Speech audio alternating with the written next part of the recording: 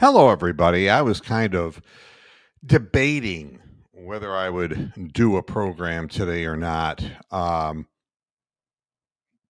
Nothing's really happening. To be very honest with you, it's been that way for some time.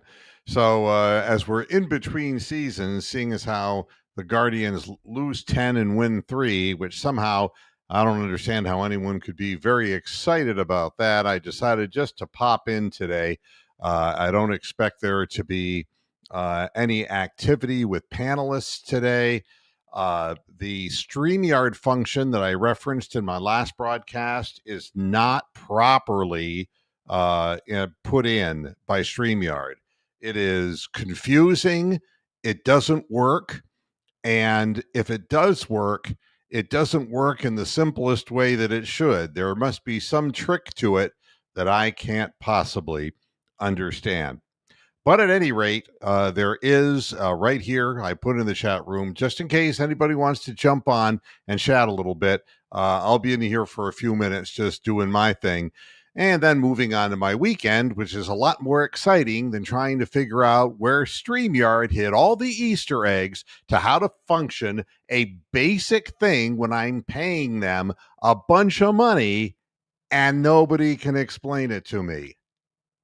Go figure. So, how is everybody doing? Northeast Ohio is still hot as hell. It's really incredible. I've been doing a lot of water exercise here, which is really a good thing. And I've been coming off this whole hyperthyroid thing that I've been going through health wise, and, which makes you very sensitive to heat. And as I get myself reacclimated to the right dose of medication, I find that coming down a little bit. And I went out and I was walking outside of the heat and it wasn't really bothering me. So that's really good news. And the swimming pool, it's like 85, 86 degrees in the water. And I'm not even using a heater. It's really crazy. It's been that hot. And some of this heat is going to continue for a while here in Northeast Ohio. I grew up here, and quite honestly, I never saw anything in Canton where I grew up where there was this kind of extended 90-degree ish temperatures. Just amazing. Did get the opportunity to watch the first half of the Cavaliers Summer League game and saw enough from what I wanted to see. Didn't see the remarkable comeback by the Pacers, which we've come to expect, and the reason why, which we've come to expect. We don't have a fucking player who can handle the basketball. Well, we do, but he's injured, and he's always injured. That would be Darius Garland. He wouldn't be playing in Summer League anyway. So a lot of people get the opportunity to showcase themselves. One of them was Craig Porter Jr., who managed to injure his hamstring in the first Summer League game of this year. Unbelievable. And this is the guy who doesn't work out hard enough. And he's got the ability to play in the league and he can give the team a spark, but he's not in proper physical condition.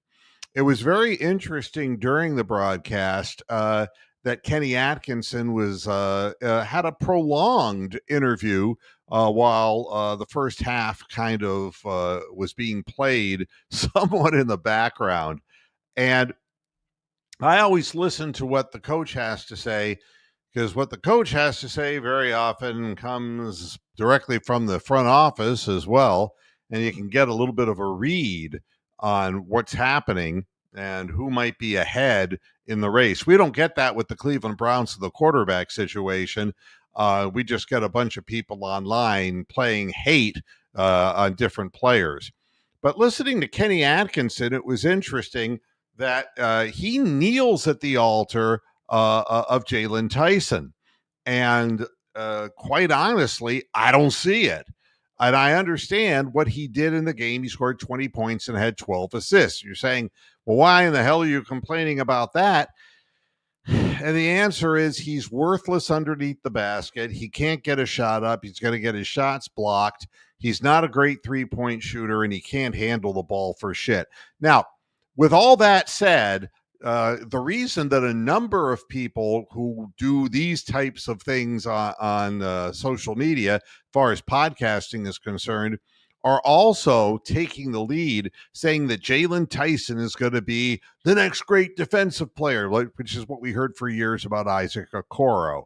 The difference is Isaac Okoro is way more athletic than Jalen Tyson. Jalen Tyson is a guy who has an extremely high work ethic, which is going to put him above people like CPJ who don't work hard at all. And that's what you're trying to do in Summer League. It's more a process of elimination than it is anything else. But once again, even the guys who were wannabes on the Pacers instituting full court pressure quickly discovered that the Cavaliers do not have a ball handling point guard right now playing in the Summer League. And that's too bad. And during the regular season, they're going to be forced to count on Lonzo Ball. And that's a big mistake, too. I mean, he'll play, yes, and he'll get minutes, yes. And Darius Garland won't be playing. And now some reports are saying that he'll be playing only in spots for the first few months of the season, which leaves us with basically half a game with no ball handler again. Now, this becomes a huger problem when Lonzo Ball gets injured, which he does every single year. I don't mean to be a Debbie Downer here, but when you know what cost you the previous season and you do nothing about it, that becomes a problem. Or if your partial solution is a guy who's had his entire cartilage replaced in his knee and is touch and go as far as lower extremity injuries throughout the time that he since he came into the league in 2017 as a number 2 pick in the NBA draft. He's never lived up to that. What he does give the Cavaliers is a veteran presence who knows how to pass the ball. And I think that's always interesting. So what the Cavaliers did to also help their own cause, so to speak, was getting a hold of Proctor, the rookie out of Duke, as our 49 pick. And he did play in the Summer League game as well. Made a few shots from the outside, but to be very honest with you, this is a long shot to make the roster. And I know what they say about first round picks, but it's not second round picks to begin with. Number 49 doesn't get you a bus ride to Cleveland, for God's sakes. And he's going to have to beef up. He's not physically strong enough, and he really wilted under pressure. And again, you see a lack of physical strength.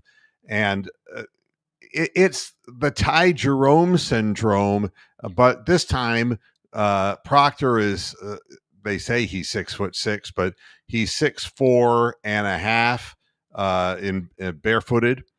And as far as his reach, about 76 inches, and he's not strong enough to be a good defender, and he's really not a proven outside shooter, except playing for Duke when he had teammates out the yazoo, and defenses would sag off on the other players who were obviously better than he was because they went higher in the draft and left him wide open shots. Well, good luck in the NBA with that, with the speed of the game.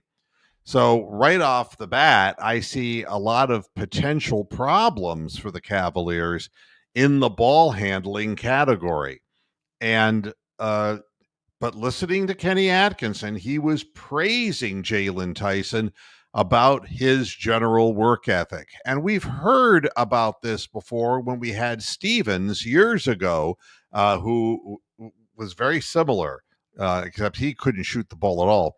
And he's kind of drifted around the league, still hanging in the NBA. He could lay a body on somebody, but we have been searching for the right kind of player to play in the three hole and the four.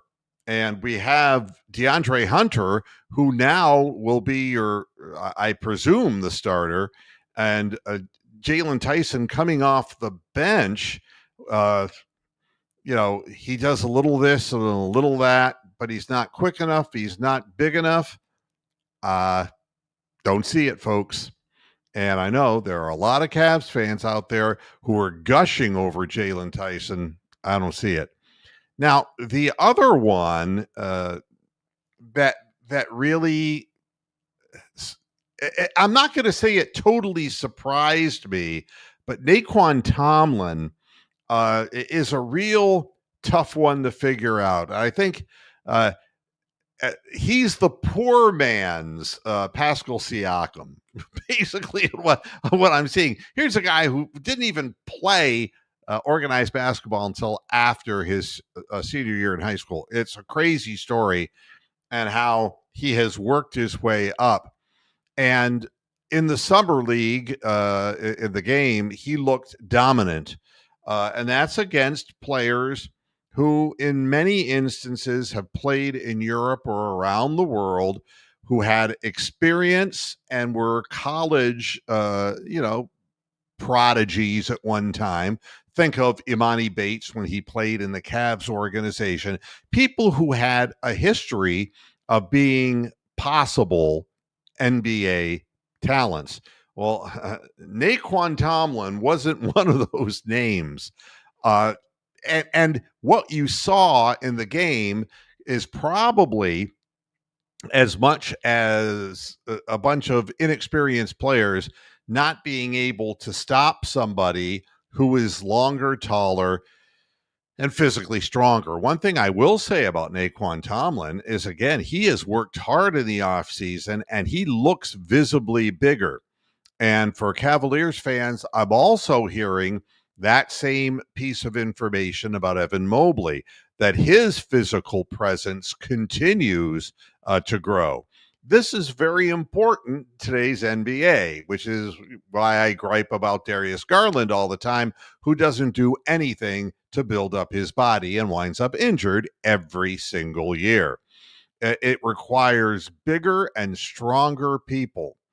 And if Indiana Pacer fans didn't believe it before, now with Halliburton having to play the minutes that he played last year and ripping out his Achilles and not being able to play at all next year, it just becomes more and more significant that the off-season period and the workout period is more important, I think, than anything. It's the reason why LeBron James still plays when he's 41 years old.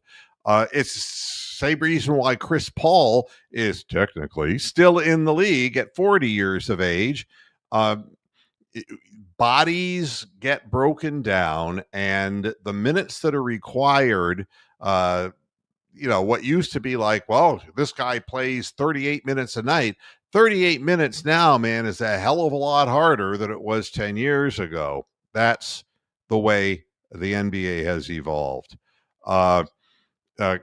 Naquan Tomlin scored 30 points, and he was the beneficiary of some good passes from Jalen Tyson. One thing that Jalen Tyson did do is he came in to try to steady the ball handling situation, but couldn't end up delivering much of anything in the critical moments of the game, where once again they gave up a double-digit lead because they turned the ball over because they don't have a legitimate ball handler. You don't learn much, though, from watching these games. And this is all stuff that I see with my eyes. The other thing I noticed was when they brought up Naquan Tomlin's name with Kenny Atkinson, Atkinson was polite, but I don't think there's any real belief within the organization that Naquan Tomlin can play at the NBA level because he lacks a certain amount of burst and athleticism that maybe would make him more dominant against summer league competition than against people in the NBA. It would be difficult for him to get some of the easy points he was getting in the game against the Pacers. He just there's not a whole lot of defense, and they have shortened down quarters to boot of 10-minute quarters, and still scoring the kinds of points that each team scored. Defense is not really something that is accentuated in the summer league. But again, he's somebody that is worth rooting for just because if you watch the movie Rudy and you didn't vomit at the end of it, the underdog is always worth cheering for. And you figure in the back of your mind that Naquan is going to be a guy who is going to be held on to as a two-way, but not likely to be a fixture as far as the team was concerned at the full professional level. I remember going over the same thing with Imani Bates, and I never saw what the whole excitement factor was with Imani Bates, except that when he was 16, somebody wrote in a publication that he was the next Kobe. Besides that, what you are at 16 doesn't mean shit. And, you know, Imani Bates just never evolved beyond being a guy who just loved to stop, pull up, and fire threes from all over the court. He does not have and never will have an explosive first step. And what he reminds me of, kind of, is a really slow Karis LeVert. And that isn't the kind of thing that gets you into the NBA and to stay. He's going to be a guy who's going to wind up playing overseas, and people will remember him as the guy they called the next Kobe when he was 16. But it's hard to make the NBA, folks. It's so many demands physically. It's unbelievable. The Pacers, by the way, made 59% of their shots and 40% of their threes. The Cavaliers shot 54.5% and 38 from deep. There wasn't much defense in the game. And Proctor, while he had 14 points, only delivered 2 assists. That's the kiss of death for a guy who you're hoping to be a possible ball handler. Too small, too slow. And one of his things in college was how he was such a great passer. That doesn't come to fruition with the speed of the league if you hold on to the ball too long. And that's exactly what he was doing. So that's my take after one summer league game. It's not like the world coming to an end, but there is definitely a hole that the Cavaliers are going to have to fill. And they're not completely finished with this, but it is fun watching guys trying to make their way onto a roster. The only other thing I really have to talk about is the fact that, if we're going to clobber the Guardians for losing 10 in a row, we have to mention that they've won 3 in a row. Now, that doesn't really mean anything after you've lost 10 in a row, because that's what we call a deficit. The Guardians are poorly managed, and they did have a wake up in sweeping the Astros. Ball seemed to be carrying in that stadium, and the Guardians took advantage. Jose Ramirez suddenly woke up from his home run drought and just started clobbering everything over the wall. And Angel Martinez, who I've been screaming about since the beginning of the year, why this guy is not getting more playing time, hit a couple of home runs, including a game-winning grand slam the night before. And here's a guy who's hit 7 home runs. And I want to check his stats real quick because it's not that his batting average is anything. Let's see. We'll pull up his stats this season. I always like to use baseballreference.com. That's my favorite. He's had 252 at bats and he's hitting a 238. So again, not the most exciting stuff there. But in hitting 7 home runs, you get a feeling about this guy, at least I do, that the ball jumps off his bat. And I remember when Jose Ramirez, and I'm not going to tell you that Angel Martinez is going to be the next Jose Ramirez, but if you go back and you look at, and I'm going to do this as well, and look up Ramirez's, and we'll do this the same way, and look at his career. When he first came up in 2013, it was a cup of coffee, end of the season guy, nothing really to look at. In 2014, he had 266 at bats. Hey, wait a minute. We have somebody in here. Hammer time. What the hell are you doing here? Well, I was there and I saw the little pop up and it says, "A cow is waiting for your call." So I guess I had a call. So did it really say that? No, it didn't say that. Thank God. Because StreamYard has been acting weird for me, and that's all I need is for it to be sending, naked pictures of me to people who are possible, co-hosts. Yeah, well, it's one of those things like, call 1-900-8, one of those type of things. Only 27 cents a minute. There you go.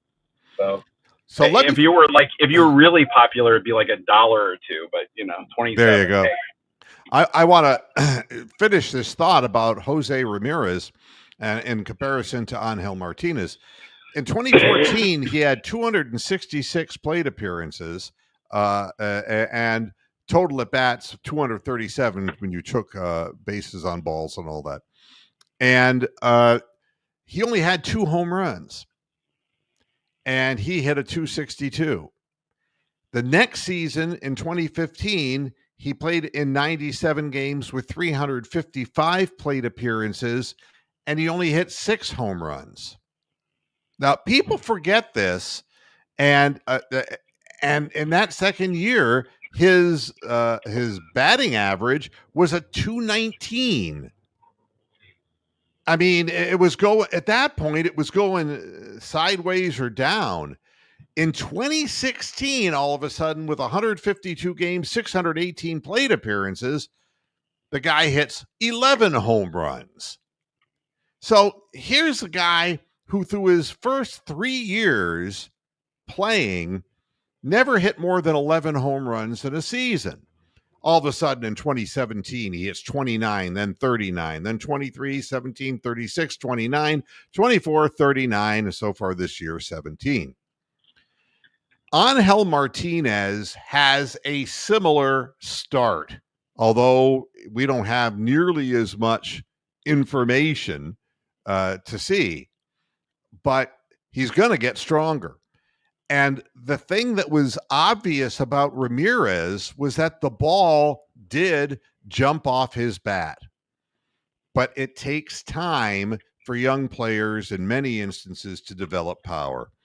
And, watching Martinez and seeing a number of balls come off his bat in excess of 100 miles an hour, he's got a live bat. A lot of the doubles that he has hit, and we'll go back to his stats, as far as in Cleveland, He is more of a doubles machine, if you will.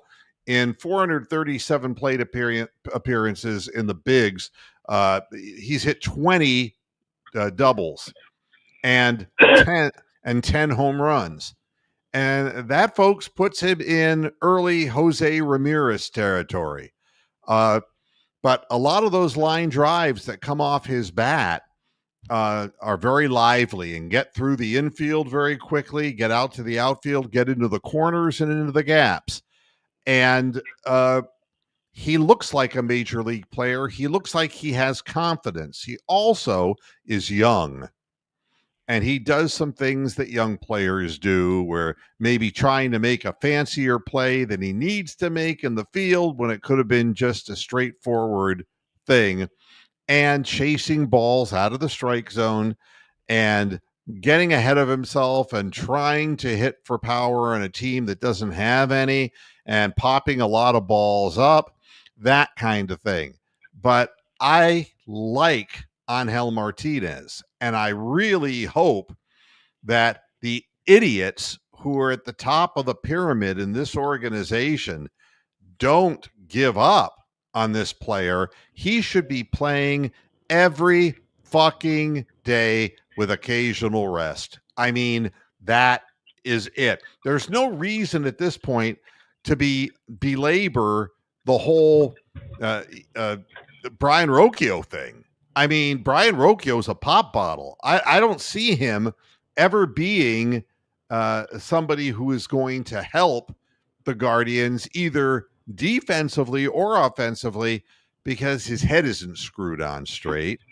And then you have Arias, who is showing some signs of some opposite field power and gap hitting ability. But again, there has been no consistency, and those players have gotten much more big league exposure than Angel Martinez. And I'll tell you something else that really bothers the hell out of me, Hammer. And that's, you had Lane Thomas in center field, who's a lousy center fielder. After you've watched Miles Straw play in Cleveland, besides the fact that his bat was made of balsa wood, besides that, as a defensive player, he was elite.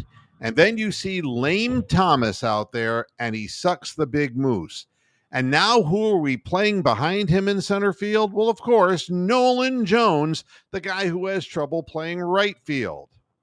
And if you watch Nolan Jones tracking fly balls, it's fucking scary. It's scary. I mean, he stumbles, he throws his glove up. I mean, everything that a little leaguer would do, that's what we have out there. He has trouble seeing the ball come off the bat and judging where it's going. Absolutely. I've seen enough. I'm done. I understand the potential when you see him physically. Man is a specimen. Big, tall, strong, big arm, all that stuff. But he's a defensive liability. He isn't hitting anything. But the problem is, what do you do?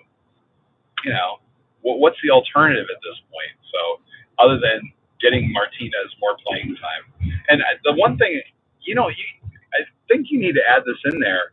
How versatile is he? I mean, he's played. Holy, you're breaking up. Quite sorry. Who is it you're talking about? Angel. Oh, okay. About how versatile he is. Yep. I mean, he's just done everything. You want to put him in short. You want to put him in second. You want to put him in the outfield. They convert their best people into utility players and platoon players. This organization will never develop a star player because they don't have the patience. And it's really irritating. They don't have a second baseman, and they don't have a center fielder. I will tell you this.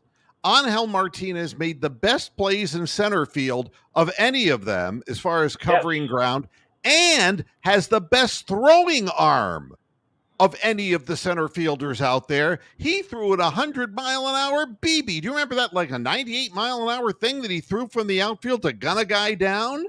Yes. They need to just put him there and leave him there and let him develop into that player that.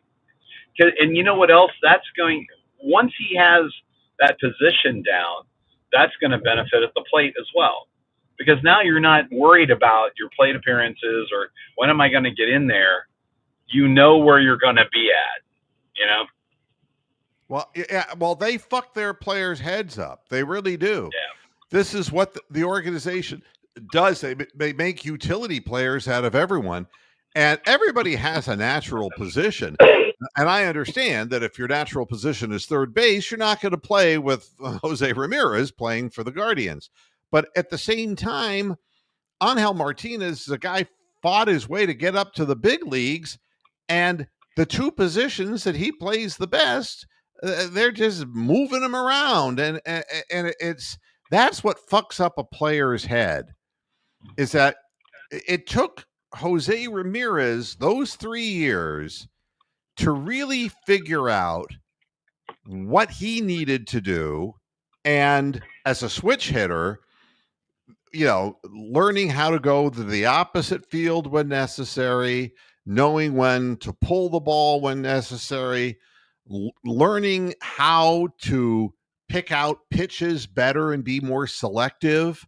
But that came with seasons of 500, 600 at bats a couple of years before he figured it out. Why don't we give Angel Martinez the same opportunity? Because it's not like this team's going anywhere. The whole thing's just foolishness. The one thing I can say is, as we've watched Josh Naylor have his breakout hitting season, once the Guardians traded him. Yeah, kill me now. But Slade Cecconi has actually put together a number of good starts. And it's interesting because he is not, you know who he kind of reminds me of? Do you remember Jake Westbrook? Oh, yeah. Yeah. Inning beater. He's not gonna be the big, huge thing. But Slade gets strikeouts. Did you get a chance to see the post game the other day with his last start? No. It was a really short interview, and they had Josie out there and they had Slade out there. And the thing that I really liked what he said, and the broadcasters kind of said this as well. He said he was out there trying to chase the K, right? He's trying to get that strikeout. He goes, if I'm not ahead, I need to get them to get the bat on the ball and pop it up or ground it out. And Westbrook was one of those kind of guys. He wasn't a big strikeout guy. I think that's He was a great ground ball pitcher. He was a great ground ball pitcher, and he would get out of innings quick because they would hit the ball. He had a good infield behind him. He didn't have Brian Rocchio behind him. Well, this is true too. But yeah, I really, like I said, I really like him. I got a chance to see him when he again in Cincinnati. They lost that game, but he actually pitched really well. So it was, and I was impressed because he does get a lot of strikeouts, and he does have some heat. But I like his mental attitude. They may screw that up for him, but right now where he's at is really good, and I hope that he can continue to stay with that.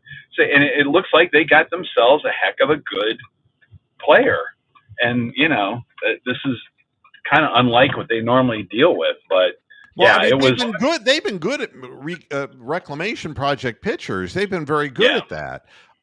But if you look at the overall performance of Cecconi, 2 runs on 5 hits with 2 walks over 7 innings, and because nobody gives the Guardians 7 innings from their starting pitching, he threw 98 pitches in 7 innings, and he just had a little bit of a rough go in the 7th when they had to pull him out of there. But he recorded 8 ground ball outs and 9 strikeouts. Part of the fact is that hitters just strike out more today because they're going for a lot more. But at the same time, but before the double that scored the second run for the Astros, the Astros had only hit 3 balls in the air, and all of them were to Stephen Kwan. So, you know, and again, Martinez, he hit the seventh. I'm getting feedback now. Sorry. Whatever you did, undo Turn the it. car off for a second. I turned it back on. Let's see now. Yep. Nope. Better? Nope. No. Well, let me leave and come back. Okay. Oh. But Martinez gains confidence. He hits a game-winning grand slam, and it didn't even look like he had got all of that pitch on the salami from the night before. Let's try hammer one more time and see if it's working. You there, Jim? Can you hear me now?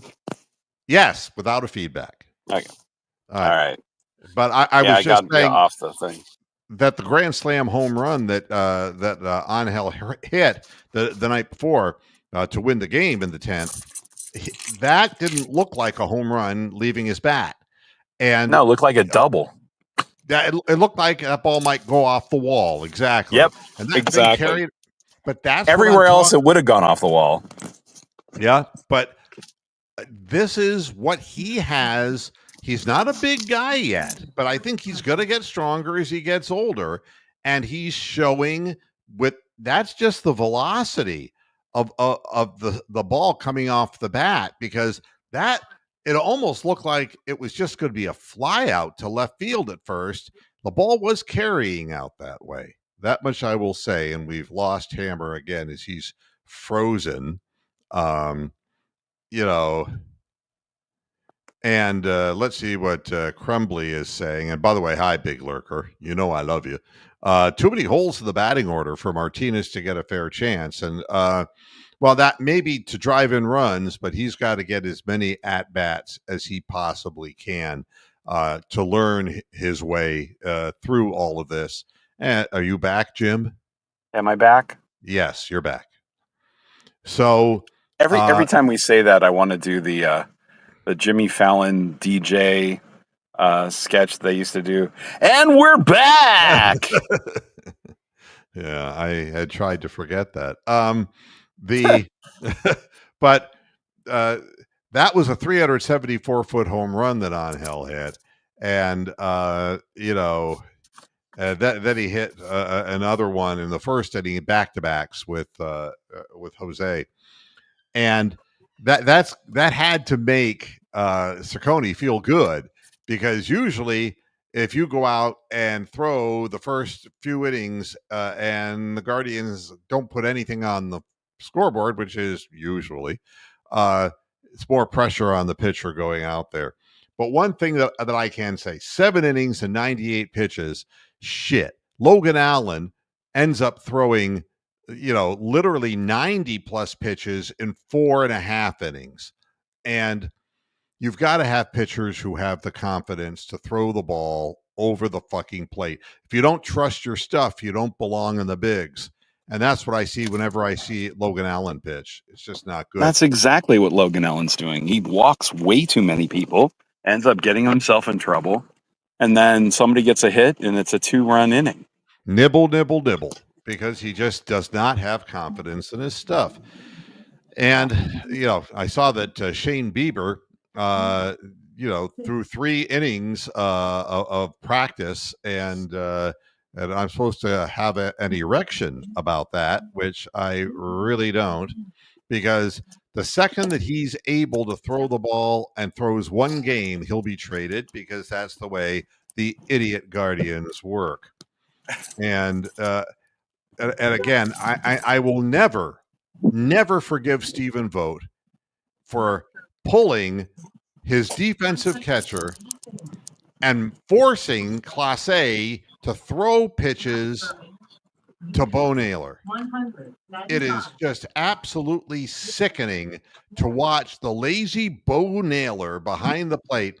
And the thing with Clase, is not as good nearly as he was last year, but there's a lot of movement on the ball, and that's not the guy you want behind the plate in a one-run game going into the bottom of the ninth inning. Fuck that shit. And every time the camera is on Stephen Vogt in the dugout, he looks fucking retarded. He looks like there isn't even a spark that originates in his mind. And I'm not very high on this guy. And I don't mean to be rude, but he's just that way. God almighty. So anything happening else with you that you want to talk about, Hammer? Because there is we had a good time. We actually went to Chicago to see the Guards play at Wrigley, which was brutal. But it was fun. I mean, tons of Cleveland people there, obviously. Wrigley's a great place to catch a game. Oh, it was gorgeous. It was just it was a beautiful day. Sun was shining. It wasn't too hot. It was just one of those kind of things that was, we took the train up there from River North area, and it drops you right off at the stadium. We went around. We went to that. I don't know if you remember the Jets game with Flacco playing for the Jets that we tanked at the end of the Browns game. There was a bar there in Chicago. It's a big Browns backers. Oh, we just lost Hammer. Down goes Hammer. Down goes Hammer. Oh, well. He's obviously out and about gallivanting. So such is the world of wireless connections. So, but yep. Other than that, that's about it. Just sitting here watching this stuff go on. And the funny part was about this last series. Somebody had posted something on there. Did you talk anything about the intentional balk the other day? No, I did not. So yeah. So they thought they were tipping pitches from second base. So Kate Smith intentionally balks the guy on second over to third. It didn't work out, whatever, but they were sitting there. So some guy's like trolling that, like, oh, we're in your head, whatever. And my comment to him was basically, you just got swept by a team that had lost. You're about to get swept by a team that's lost 10 in a row coming in. Angel Martinez hit a grand slam against you against one of the all-star relievers. I'm like, shut up. So that was kind of my fun of what's been going on. So, well, yeah. I'm about to spend quality time with the Ohio Bureau of Motor Vehicles and get my plates renewed because my birthday's coming up. Ah, I see. Now, how hot has it been in Columbus? It's hot. Yeah, it's warmer down there. It's warmer down there than it actually is up here. And you've been in the 90s and pretty regularly. You know what? I don't think I'm going to be able to do this because there are way too many people here. Really? People in line for that? Yeah, they're all. I might just do it online. I can do it tomorrow. I don't know. I'm actually going to be up in your neck of the woods almost. I'm heading up to Dalton, Ohio. Oh, in Dalton? Wow. Yeah. What are you doing in Dalton? There is a volleyball training clinic that somebody's putting on. And in my other job where I am, as far as a, head of rules for Ohio high school volleyball officials, I'm going to go up there and kind of, unless one of the folks that's involved with it is a fan, which, the odds of that happening, who knows. But I'm going to kind of do a drop-in and show up, take a little drive and, see what happens. I got to kill time anyway because my wife is working overnight. So when are you going to be in Dalton? It'll just be at the high school, I guess, but I can go do whatever. No, when? I can because what time of the day? Oh, I don't know. Probably mid-morning to lunchtime. All right. Well, I was going to say, if you want to eat at a nice Amish restaurant, Oh, right down the road. Oh, yeah. Not the They- one in Dalton. No, is it the smorgasbord that's like down the street? No, this one is in Mount Hope. Okay. And you know where how US 30 goes through Dalton? Yeah. Yeah, and I'm trying to think of the route number that I forget which road it is that intersects with 30. You just go south into Mount Hope, and it's called Mrs. Yoder's. And Well, of course it is. yeah, go figure. The Smith of the Amish world. So, but no, that's the best of the Amish places that we've eaten at. We've tried a few. It's better than the Der Dutchman stuff. It's better than the thing up in Smithfield. Yeah, that's the one I've gone to, is the Smithfield one, I think. There's Yeah, one that's like right off the road headed towards, it must be right off 30. Is that still open? yeah, that place is still open. I've never eaten at that one before. It's actually pretty good. Well, it was the last time I went there 4 years ago, so who knows? Yeah, it's still there, but but all of them, just make sure you're better off getting there in the late afternoon, because they all close at 7:00. I mean, it's just like we're done. Sorry, English, we are done, and that's it. Well, the horse doesn't know the way home in the dark, so Yeah. Blucher. Before one last thing, the WBA lightweight champion Gervonta Tank Davis was arrested in Miami Beach on a battery charge stemming from stealing batteries. No, let me start over again.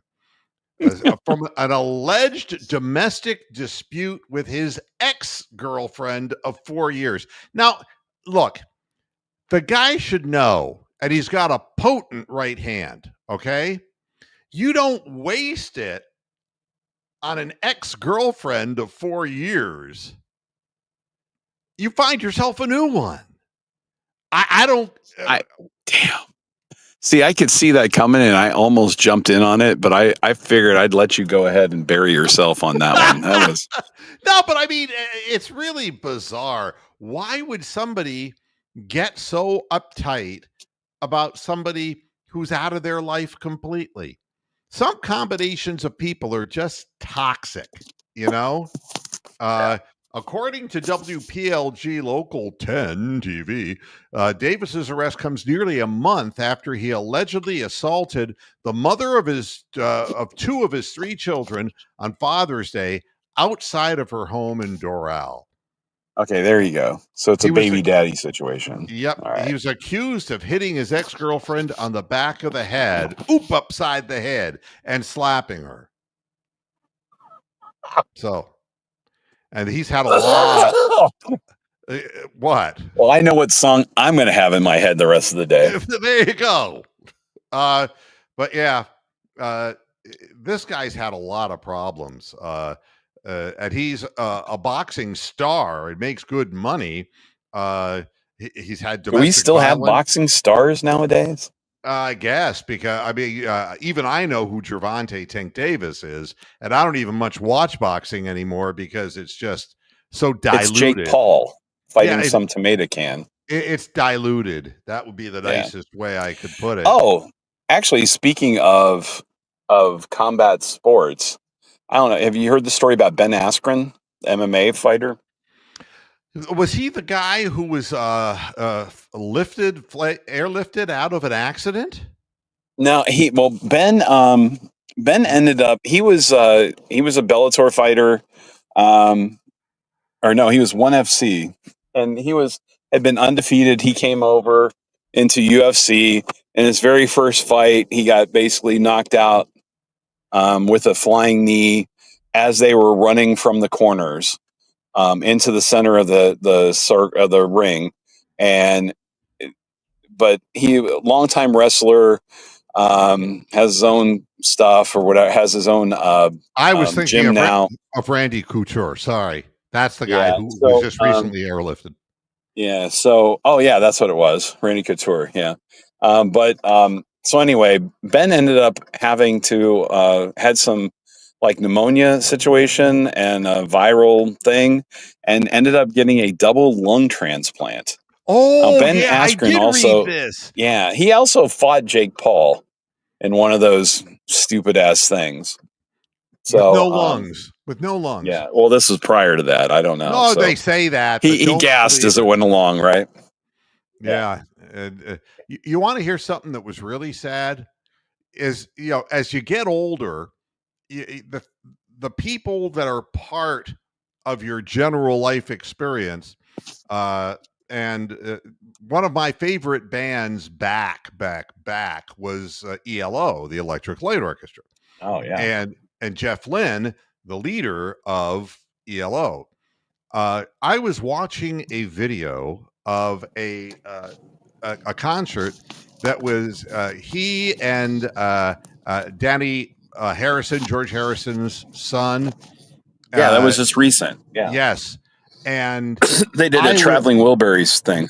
Exactly. And I was absolutely shocked that Jeff Lynne couldn't move. He was like, and I hate to say he turned to stone.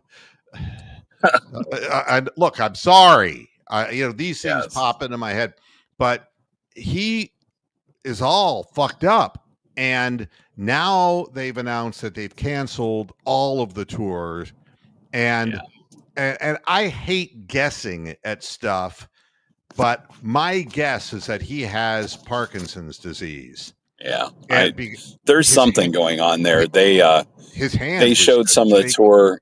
Yeah, they had that tour recently here through the States, and it just wasn't the same. He kind of, it's like, I got to see Foreigner on one of their last tours with Mick Jones still part of the band. Uh-huh. And Mick would come. He was the only original member left. And Mick would come out for a couple songs and then go back to the back. And they'd kind of trot him out there, and he'd kind of stand there stiff and play the guitar and then go back to the back. And it was just like, and Foreigner is still touring with no original members in the band, which. Yeah. But I mean, I can tell you, so there I'm watching this guy, and Neil Diamond has Parkinson's. Linda Ronstadt has Parkinson's. These are all people from my radio days. I was playing their songs on the radio, and it's rather troubling. And now to find out that Billy Joel has a medical condition that has basically taken him out of the music biz. He's Phil Collins. Think of him too. Oh, that's exactly right. It's he could not feel it coming in the air. It just hits him. Genesis should not have been touring. That last tour. Yeah. I mean, he was just sitting down in a chair, and he just looked as frail could be. Oh, did you see the highlights of Ozzy's tour? Oh no. He's sitting in a throne. He's got some kind of medical issues as well. Yeah, it's just, but I have seen Peter Gabriel, who's still, doing okay. But, my cousin, the Sledgehammer. Yeah, exactly. But it's off-putting to say the least when you see people like in that kind of a condition. And Jeff Lynne's machinery, their publicity department of ELO, not talking about this. No speculation. Jeff Lynne has not specifically said what the problem is, but I can guarantee you when you have severe hand tremors and you cannot hardly walk. Another one's Peter Frampton. Peter Frampton has a muscular degenerative disease. I wonder if they all took the same drugs back in the day. I don't know, but I don't feel like he does. You see, this is all coming do you feel like you do?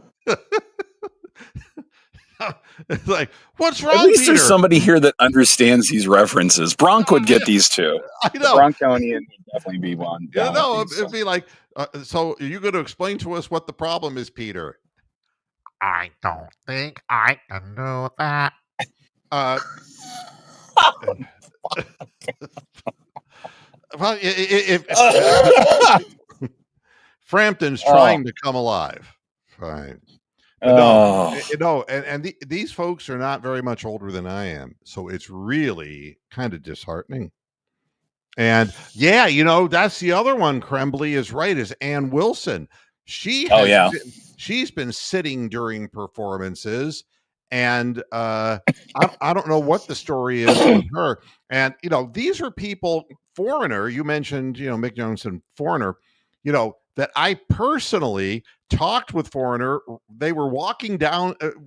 I was working at a radio station, WOXY, in Uptown Oxford, Ohio, at Miami of Ohio, and they were going to play at the college. And I looking out as I was leaving my shift, and these long-haired guys were walking down the street, and it was fucking Foreigner. And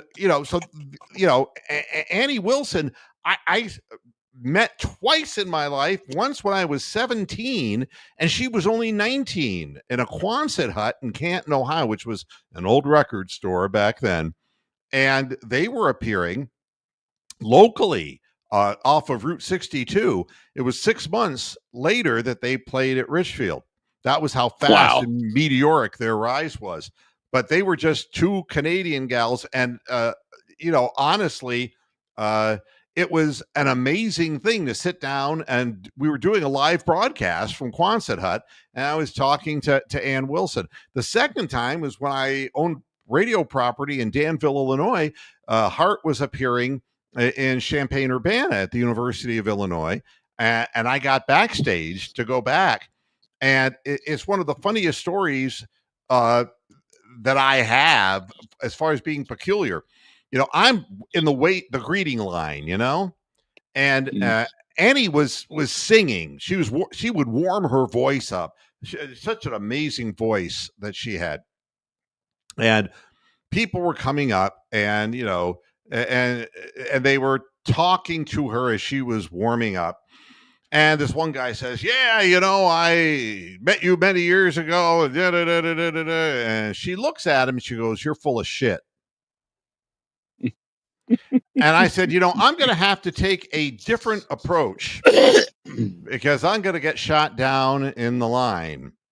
But I decided to go through with it. I said, I just saw what happened, but I'm going to give my shot at this. I said, I interviewed you in the front of a Quonset hut record store back in 1975, and you were 19, and I was actually 17, 18, and you were going to play a gig in Canton, Ohio. And her eyes got big. She goes, you are not full of shit. It turned out that their record producer, they met that night in Canton. Oh, wow. Yeah, is that crazy? And to see her in a diminished capacity, all of this stuff, it's like, I kind of feel like Forrest Gump. I've been involved in a lot of things in a lot of places, And I just thought when you said you saw Foreigner on the street that ICE showed up, but that's oh boy, Babinga. Mm-hmm. Yeah, I've been holding on to that for a couple seconds. All right, man. We're gonna get out of here, but it was great having you on. So these are, you can add these up. They call them brushes with greatness. You kind of have a friend of mine that used to be a DJ here in Columbus used to do a thing, and he'd have anytime they were trying to fill some time, they'd do a brush with greatness. And so they would be like, sometime that you met some kind of celebrity, a sports celebrity, actor, musician, whatever. And so, of course, I get on and I talk about the time that I went down to see the Browns play at the Superdome. This is years ago. I want to say my wife was pregnant with one of the kids, so it's plus 30 years ago.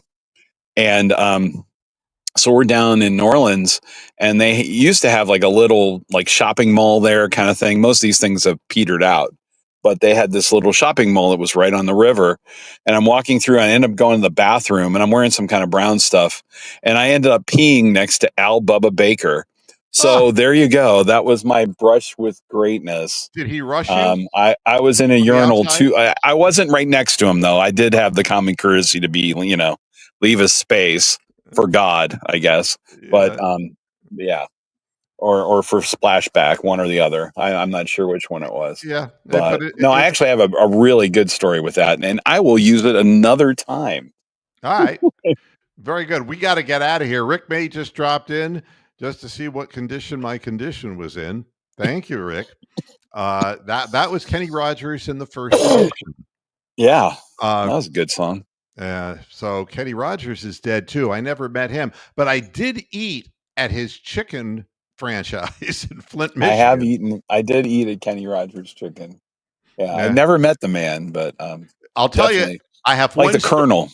I have one story about it. The name of the restaurant was Kenny Rogers Roasters, and it was marinated in citric juice, and it was like rotisserie style chicken.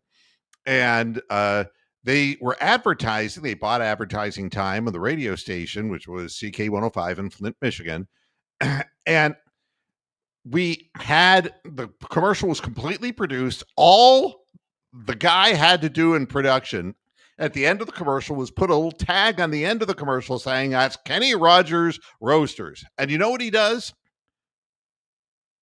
He goes on there and he goes, that's Kenny Rogers Roosters, which is what it forever became known as inside CK105 in Flint. Kenny Rogers Roosters. See, nowadays they could have had Jeff Ross out there, or before then they could have had Don Rickles. That's exactly Kenny Rogers Roasters. Okay. God, you're ugly. They're not all good, okay? I want a second opinion. Yeah, your nose is big too, right? Exactly. All right, man. Hammer, have a good time. Drive safely to Dalton. And if you are heading back, all you have to do, you have your navigation in your vehicle. Oh, yeah. Just look for Mount Hope because there's nothing else in Mount Hope. I can't imagine there's much nothing there. There's nothing there. It's just a little Amish enclave area with a lot of farmyard around it. But Mrs. Yoder's is worth the stop. The chicken is really nice there. So I'll watch out for the Yoder toters as we're going along. So but the thing about Kenny Rogers Roosters, big cocks. Huge. Every time I go on Google, that's what I get. So I don't know why. All right, man. You drive safely. Have a good one. Enjoy your weekend. All right. Bye-bye. Go Guards. All right. And thanks, everybody, for tuning into this edition that has been a longer edition of Moohead Radio than I thought it would be. But hey, it picked up my spirits. We'll be seeing you again on Monday on the flip side. Until then, hasta la vista, Fasterheads. Good night.